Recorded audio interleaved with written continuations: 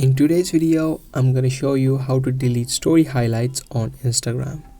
Make sure you stick till the end of this video to exactly know how you can delete yours. Now before I move on, if you are new here, subscribe and also turn on the notifications for more future videos.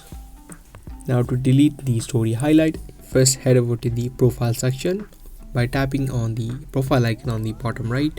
Now you'll be able to see all of your story highlights. To delete and remove one, you simply open it up, and then from here tap on the more option on the bottom right of the screen.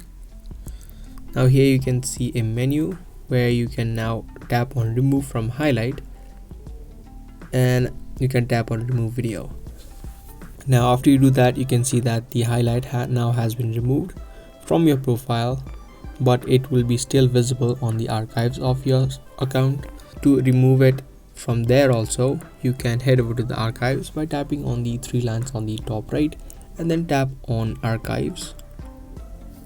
Now make sure you pick the stories archive on the top, and then you'll be able to see all the stories that you archived. Now to completely delete it, tap on the more on the bottom right and then tap on delete and tap on delete.